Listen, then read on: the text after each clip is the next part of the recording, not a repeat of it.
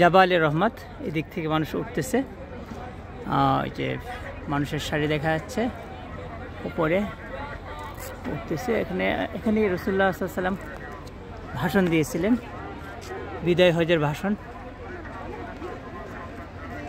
যেখান থেকে ঘোষণা দিয়েছিলেন যে আমি থাকবো না, এক সময় কোরআন এবং আমার সুন্নাহ থাকবে, সেকে অনুসরণ করলে তোমরা পথভ্রষ্ট হবে না।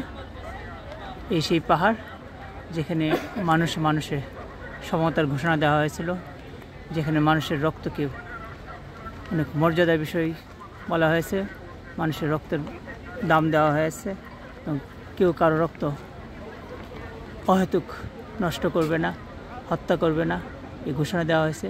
প্রত্যেকের সম্মানের ব্যাপারে গুরুত্ব দেওয়া হয়েছে। এই সেই পাহাড়, এই পাহাড় থেকেই সব ঘোষণা এসেছে।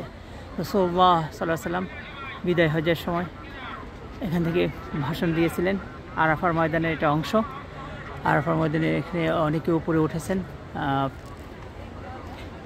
উঠে সেখানে জাস্ট পাহাড়টা চড়ে ওনারা চলে আসতেছেন। আমরা যাচ্ছি, একটু হালকা আগাচ্ছি।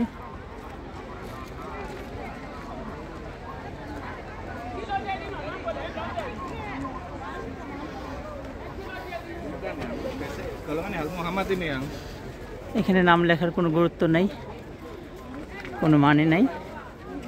এখানে নামাজ পড়ার কোনো বিধান নেই।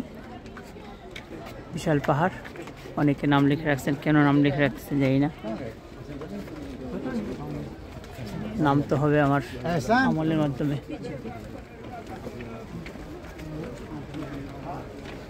আমল নামায় যে নাম লেখা হবে সেটাই তো আসল।